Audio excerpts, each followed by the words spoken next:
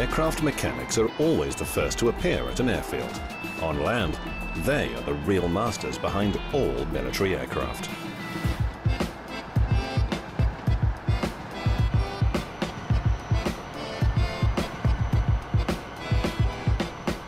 Until the sortie begins, none of the engineers knows which crew will fly.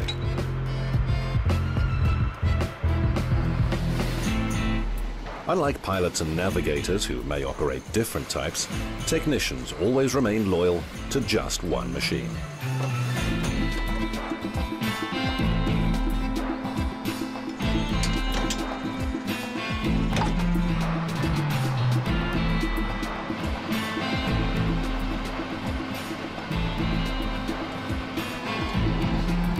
Pre-flight routines for frontline aviation in Russia differ greatly from common practice in many NATO air forces, where technicians check only the most critical parts of an aircraft between successive missions.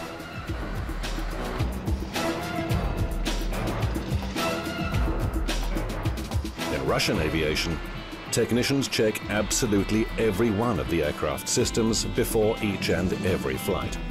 If there's any doubts about even one component, the flight is cancelled.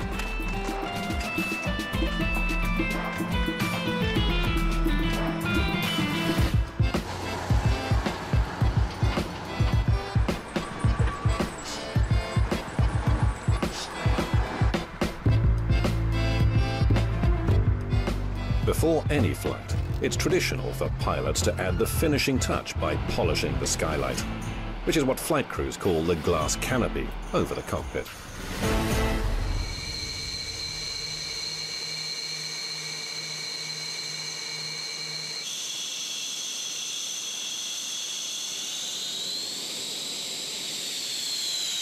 This fighter bomber is affectionately known in Russia as the Duckling, because of its flattened nose cone. Concealed beneath the outer skin is a special radar antenna, which helps crew to take control of immediate airspace and lock on to any target, whether it's on the land, on the water, or in the air.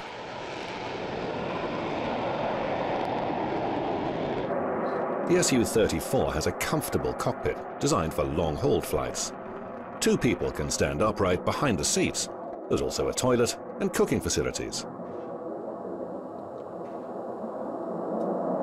This aircraft was originally designed for naval pilot training, to teach them how to land on aircraft carriers. But while it was being designed and built, the new machine was redesignated for combat duties. Su-34, fullback, crew 2. Maximum speed 1,900 kilometers per hour. Combat radius 1,100 kilometers. Service ceiling 17,000 meters.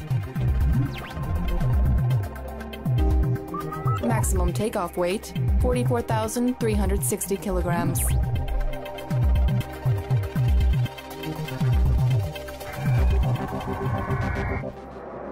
As a bomber, the Su-34 is capable of destroying ground targets or warships. Its weaponry weighs up to 8 tons, but the airframe has excellent flying characteristics, making it a highly effective fighter. It's highly maneuverable in air combat, able to defend itself, as well as to seek out and destroy enemy planes in the air.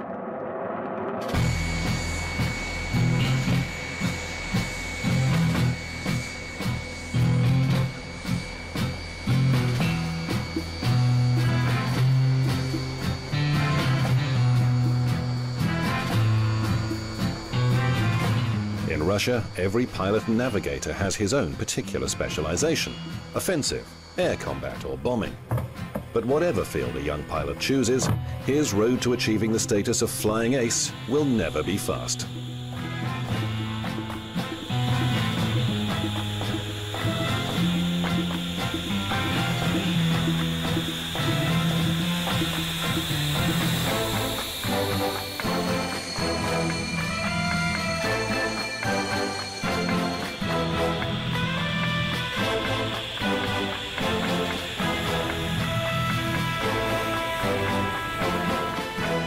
After graduating from the military academy, endless flight simulator training begins.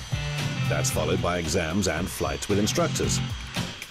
Then a minimum number of solo flight hours, and the beginner's takeoffs gradually become combat training.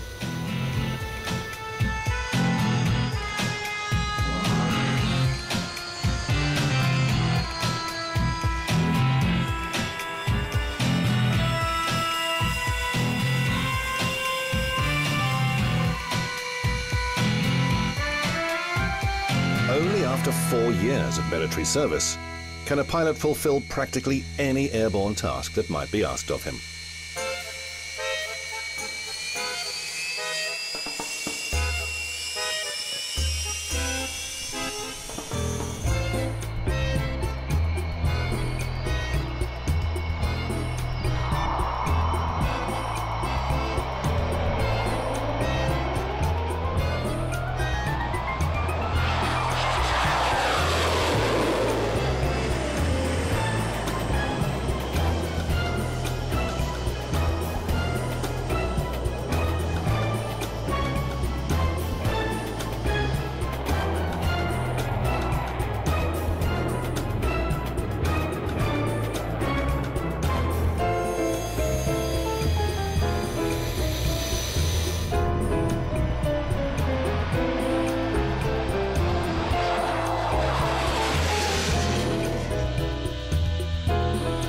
Pilots often joke about this Su-24 aircraft, saying that it flies like an iron.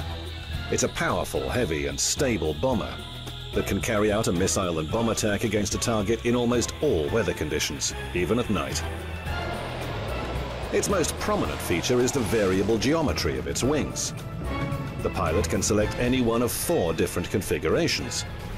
During the takeoff phase, the wings are extended to their maximum angle to generate the most lift.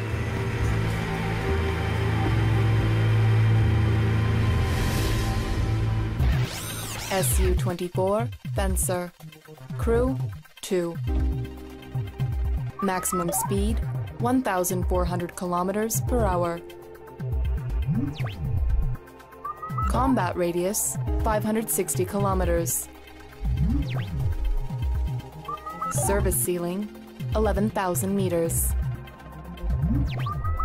Maximum takeoff weight 39,700 kilograms. The bull or buffalo is a symbol of strength and power. The beast has no natural enemies. My first flight in this aircraft went well, and my colleagues congratulated me. In keeping with tradition, they all sat on the nose wheel. I was left with very warm impressions and memories of that flight. In combat mode, the Su-24's wings are swept back, almost flat against the fuselage. This reduces drag, allowing for much greater speed and maneuverability.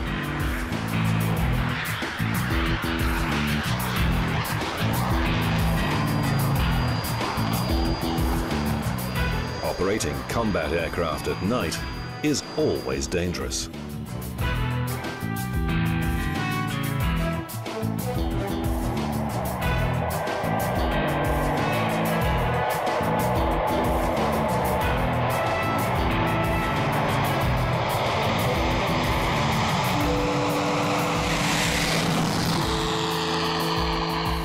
At sunset, even small clouds can blur the horizon as sky merges with ground.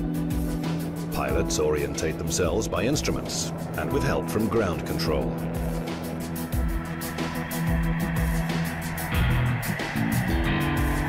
With the latest in guidance technology, this ultra-modern bomber can attack land targets in virtually any weather conditions and in the dark.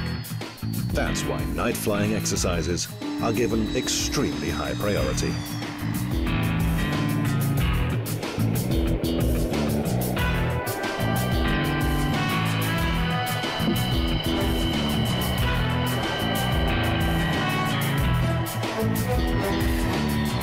After sunset, takeoff and landings are practiced until late into the night.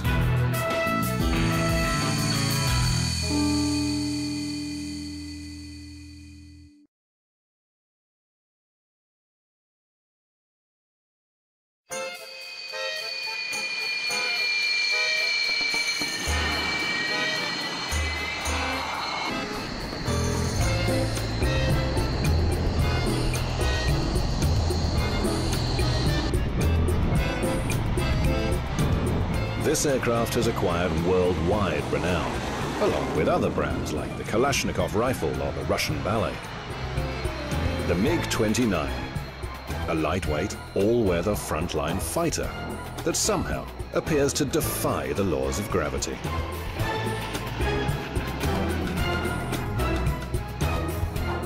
NATO has given the MiG-29 the code name Fulcrum because of its extreme maneuvering stability.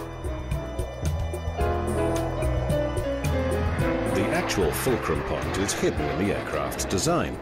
There's no fuselage in the strict sense of the word. In its place is an enlarged wing root.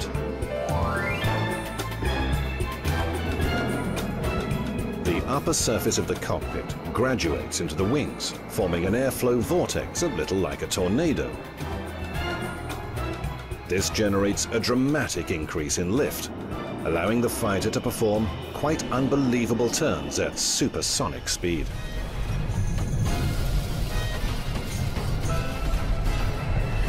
The MiG-29 has earned international praise as one of the world's most effective and safe combat fighters.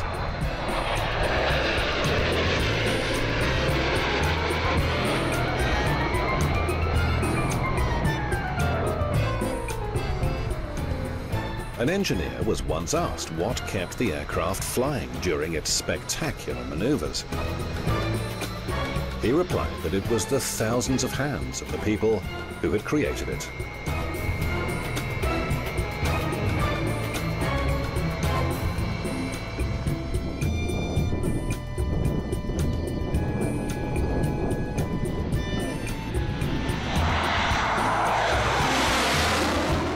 The MiG-29's primary short-distance weapon is the controllable P-73 missile with infrared targeting system. 443, attack. Wilco 443.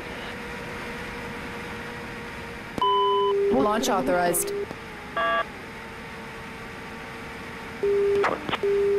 Observing the operation, 443. Titan, on track. Target arrow, 443 ready. Roger.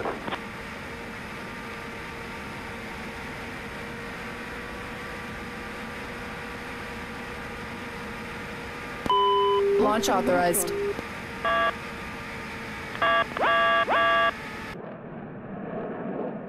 The pilot can choose between missiles or gunfire throughout any stage of an airborne maneuver.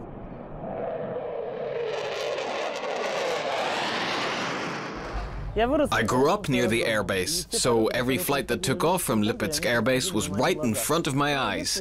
I dreamed of becoming a pilot ever since I was a child. I wanted to become a fighter pilot to perform all those amazing exercises in the air. My dream came true, and now I fly the MiG-29. I truly believe that this aircraft is one of the finest aircraft in the world. It lets you do so many different things. As a pilot, I'm absolutely delighted with it. MiG-29, Fulcrum, crew 1. Maximum speed 2,400 kilometers per hour. Combat radius 3,000 kilometers. Service ceiling 18,000 meters. Maximum takeoff weight 18,500 kilograms.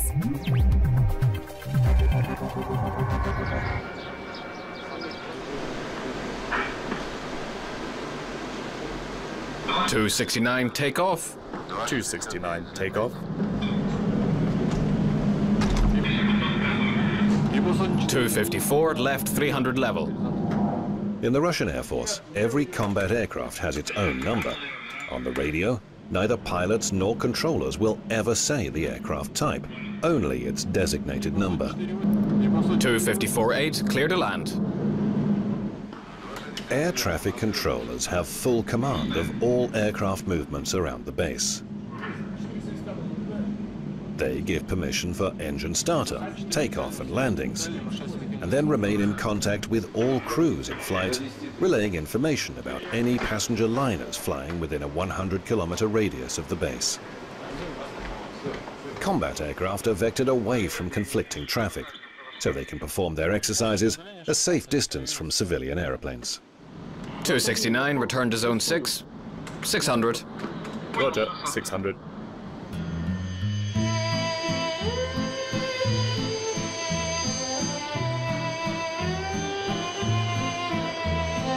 To Russian pilots, this aircraft is known as the Rook.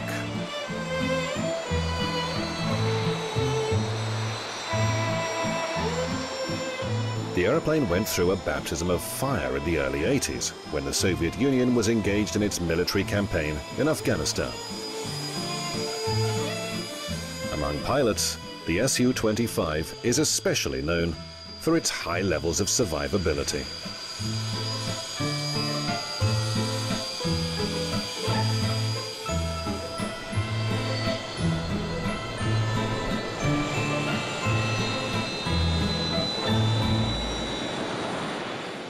Su-25 attack aircraft often return safely to base having sustained heavy damage, with just one engine with damaged ailerons or bullet traces on the cockpit canopy.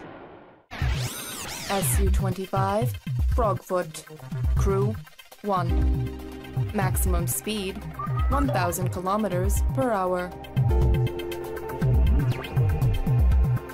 combat radius 1,250 kilometers. Service ceiling, 7,000 meters. Maximum takeoff weight, 19,000 kilograms.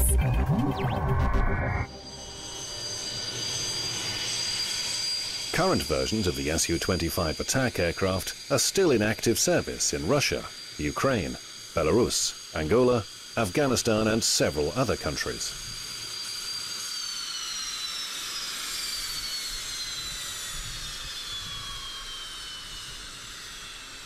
The Su-25 is a combat aircraft that was designed to provide air support to ground forces on the battlefield. I love this plane very much. People usually say I'm either a bomber or a fighter, but I tell them, no guys, I'm neither of those. You're wrong. I'm an attacker. It's a proud name, that's why they called it the Rook, because it looks like one. You know, the Rook is a proud and beautiful bird, and fearsome in its way. When you approach the aircraft, you greet him in your mind. You say, come on pal, we'll go on a flight now and everything's going to be all right. We have a tradition.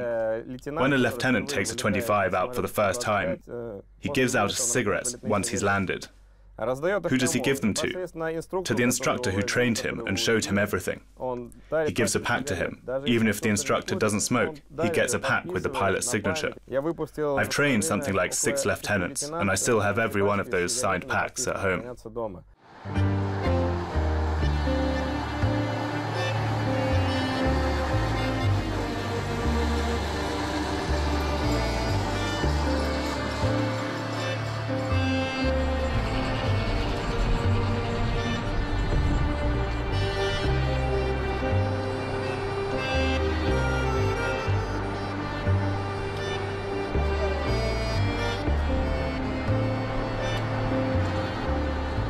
Major General Alexander Kharchevsky is the officer wearing the light blue flying suit. He's the commanding officer at the Lipetsk Air Base. Under his supervision, these pilots are working on their aerobatics routine. Once airborne, these aviators will execute the Su-27's trademark maneuvers. They are the Falcons, Russia's famous air display team. They're said to dance in the air.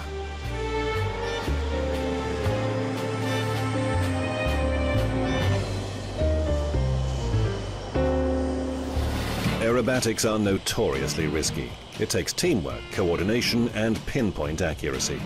They fly to the absolute extremes of the aircraft's maneuverability, at high speed and with wingtips just centimeters apart.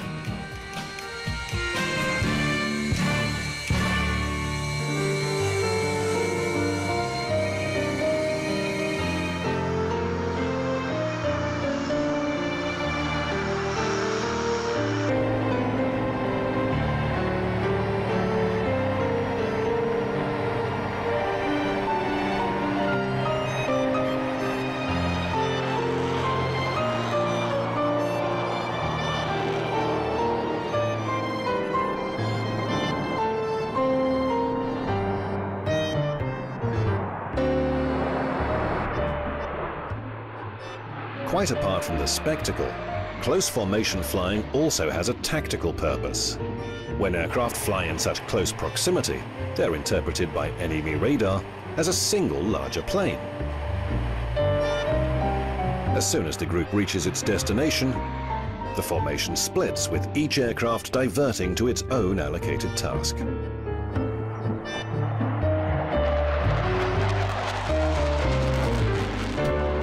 Alexander Kharchevsky is a veteran high-level solo aerobatics pilot. The Bell is his favorite figure. A complex and dangerous air combat maneuver.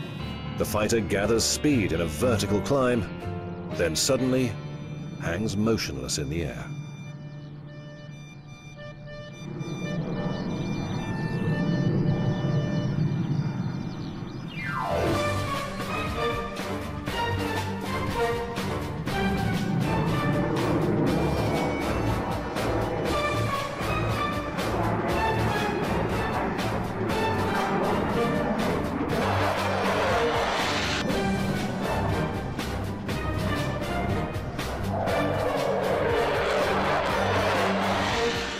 The Su-27 is built as an almost perfect glider, but also has extremely powerful engines.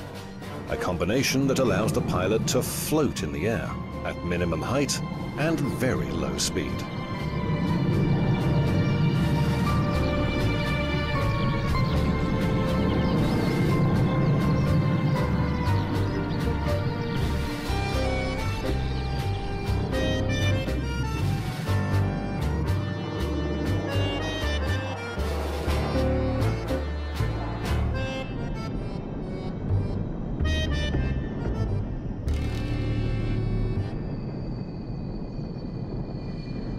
Immediately after landing, the commander studies each flight with technicians and pilots. He's well known as an undefeated aviator. In the Atlantic Ocean, he triumphed over American F-15 fighter pilots in training maneuvers. He beat South Africa's best pilot in a training flight. At Colmar Air Base in France, he was offered the chance to fly a simulated combat mission in the Mirage 2000.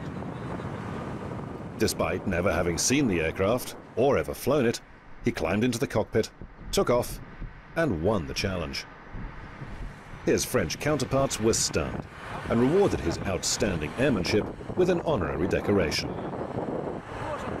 The Lipetsk Air Base commander has secured the majority of his air victories in the Su-27.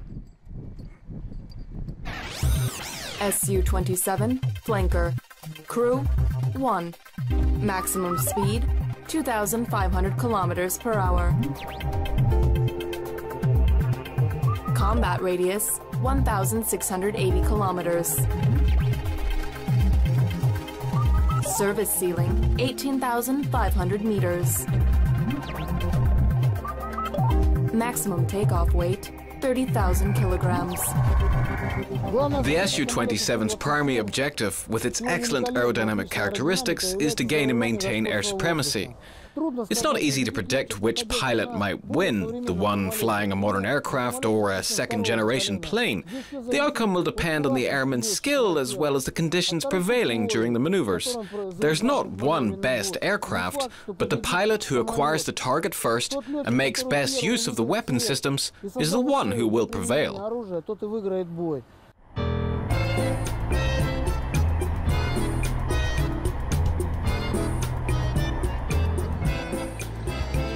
Once flying is over, the aircraft are sent to a distant hangar on the base. Pilots can return to their homes. There are no combat missions in peacetime.